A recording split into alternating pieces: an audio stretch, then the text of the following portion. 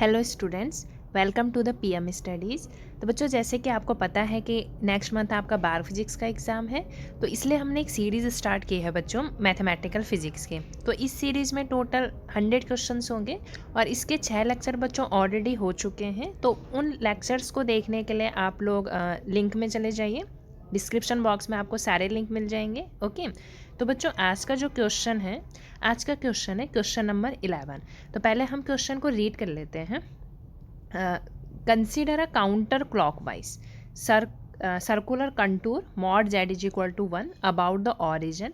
Let f of z, then the integrations of f of z dz over this contour is. Okay, तो बच्चों इस questions में आपको दो चीज़ गिवन है। एक तो आपको दे रखी है बच्चों equation of circle in complex form, okay, और दूसरा आपको दिया है बच्चों फंक्शन एफ ऑफ जेड। दो चीज़ आपको मिल गई है, आपको फाइंड आउट करना है बच्चों इस इंटीग्रेशंस की वैल्यू। ओके, तो करते हैं हम लोग सॉल्व। तो बच्चों यहाँ पे जो चीज़ें पहले गिवन है उसको हम लोग देख लेते हैं।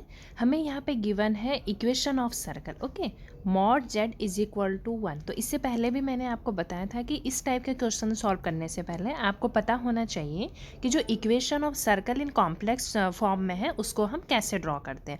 तो देखिए, अगर हम कार्टेशियन फॉर्म में करते हैं तो आपको पता है जो कार्टेशियन फॉर्म में इक्वेशन ऑफ सर्कल होती है वो क्या होती है। इसको लिख लेते हैं, x माइनस एच का whole square plus y minus K का whole square is equal to R square. Okay बच्चों, तो यहाँ पे जो h और k है, h यहाँ पे ये है, h एंड k है बच्चों, ये आपका है सेंटर। ओके, तो ये तो हमारा था कार्टेशियन फॉर्म में। बट अगर हमें इसी इक्वेशन को ड्रॉ करना है जो हमें गिवन है कॉम्प्लेक्स फॉर्म में, तो हम इसको कैसे करते हैं देख लीजिए। यहाँ पे mod Z is equal to दे रखा बच्चों 1 और जेड की वैल्यू क्या होती है x प्लस आईटा वाई, ये आपको पता होना चाहिए, बेसिक चीज़ है। तो मॉड जेड की जगह रख लीजिए x plus iota Y is equal to 1। अब आपको पता होगा बच्चों कि अगर हमारे पास कोई भी इस टर्म में होता है मॉड के फॉर्म में a प्लस आईटा वी, तो इसको हम कैसे सॉल्व करते हैं, under root A square plus B square. Okay, तो इसी फॉर्मूला का यूज करके हम इसको सॉल्व कर लेते हैं बच्चों। तो ये आपके पास आ जाएगा under root X square plus Y square is equal to 1। अगर बच्चों हमें यहाँ पे स्क्वायर रूट हटाना है तो बोथ साइड हम लोग स्क्वायर कर लेते हैं, स्क्वायर से रूट कैंसिल आउट हो जाएगा।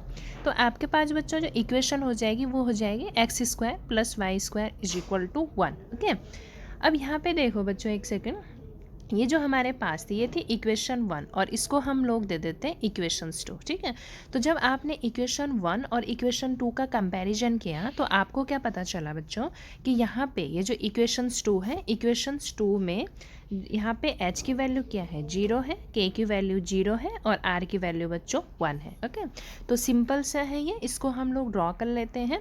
तो अगर बच्चों हम ड्रॉ करेंगे तो कैसे करेंगे इसको देख लो, ये आपके पास x एक्सिस होगी, ये y एक्सिस होगी, सेंटर इसका 0 0 है, तो ये आपके 0 0 पॉइंट होंगे और इसकी जो रेडियस है वो 1 है, तो यहाँ पे 1 ले लेते हैं। तो आपका जो बच्चों सर्कल है वो इस टाइप का ड्रॉ हो जाएगा, ठीक है ना, और ये इसकी रेडियस कितनी है यहाँ पे 1 हो गए। तो ये तो बच्चों हमने कर दिया सर्कल। अब हम वापस आ जाते हैं अपने क्वेश्चन। तो बच्चों ये हमारे पास है क्वेश्चन। अब हमने इक्वेशन ऑफ सर्कल ड्रॉ कर दी है, ये हमें पता चल गया है। अब हमें बच्चों पहले पता करना होगा कि integrations of F of Z D Z की वैल्यू कैसे निकालते हैं। तो आपने पढ़ा होगा बच्चों कॉची रेजिड्यू थ्योरम, तो उसकी हेल्प से अगर हमारे पास कोई भी क्लोज इंटीग्रल होता है F of Z D Z, तो इसकी हेल्प से बच्चों हमारे पास जो फॉर्मूला होता है वो होता है 2 pi iota sum of residue. क्या होता है, 2 pi iota sum of residue. ठीक है, अब हम लोग रेजिड्यू कैसे निकालते हैं, रेजिड्यू हम निकालते हैं बच्चों पोल्स पे, ये डिपेंड करते हैं। रेजिड्यू के बहुत सारे फार्मूले हैं और उसके जो फार्मूले होते हैं वो पोल पे डिपेंड्स होते हैं कि आपके पास जो पोल है वो सिंपल पोल है या ऑर्डर एन है, किस टाइप के आपके पास पोल है, उसी के अकॉर्डिंग हम लोग रेजिड्यू का फार्मूला निकालेंगे। ठीक है, और जब हम बच्चों रेजिड्यू फार्मूला निकाल देंगे तो उसको हम यहाँ पे पुट कर देंगे। इसमें बच्चों एक चीज़ थोड़ा सा और याद रखना जो मैंने यहाँ पे लिखी नहीं है, 2 pi iota into sum of residue within C. ठीक ठीक है ना, मतलब जो भी आपके पोल होने चाहिए वो इनसाइड सर्कल होने चाहिए, उसी पे आप लोग रेजिड्यू फाइंड आउट करोगे।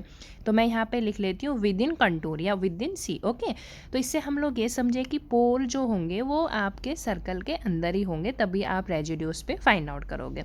अगर इनकेस पोल आपके आउटसाइड द सर्कल है तो उस पर आपका जो रेजिड्यू है उसको आप जीरो कंसिडर कर सकते हैं, तो इंटीग्रेशंस की वैल्यू आपकी डायरेक्टली जीरो आ जाएगी। ठीक है, अब सेकंड चीज़ है बच्चों की पोल हम कैसे निकालते हैं।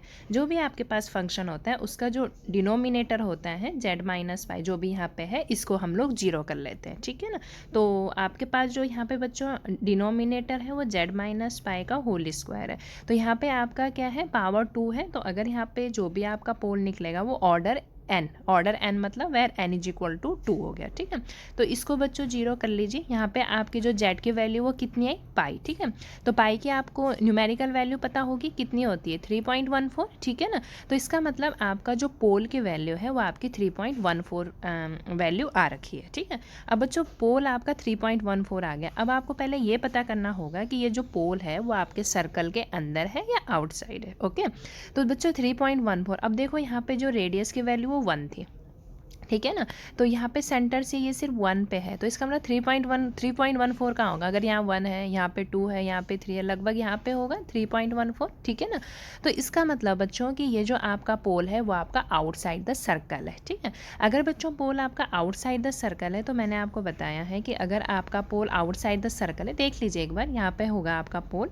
ठीक है ना, यहाँ पे आपका पोल होगा, तो पोल अगर आपका आउटसाइड द सर्कल हो गया तो इसका मतलब बच्चों कि जो आप इस पे रेजिड्यू फाइंड आउट करोगे, जो भी आप इस पे रेजिड्यू फाइंड आउट करोगे वो क्या हो जाएगा, जो आप इस पे बच्चों रेजिड्यू फाइंड आउट करोगे वो आपका जीरो हो जाएगा। ठीक है ना, और जैसे ये जीरो हो जाएगा तो अगर आप F of Z D Z की वैल्यू निकालोगे भी तो कैसे निकालोगे, 2 pi iota into sum of residue, लेकिन रेजिड्यू की वैल्यू आपके पास जीरो आ गई।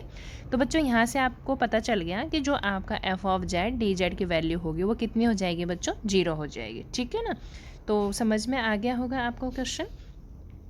ठीक है, तो यहाँ पे देखिए, तो इसका मतलब इसका जो आंसर होगा बच्चों कितना हो जाएगा, आंसर बी हो जाएगा। आंसर कितना आ जाएगा इसका, जीरो आ जाएगा। ठीक है, तो आपको इसमें बच्चों एक ही चीज़ इंपॉर्टेंट है इसमें कि आपका जो सर्कल है, सर्कल को आपको कैसे ड्रॉ करना है। तो इसको समझने के लिए आप इसका कंपेरिजन कर सकते हैं equation of circle in Cartesian coordinate. तो आई होप आपको ये क्वेश्चन क्लियर हो गया होगा।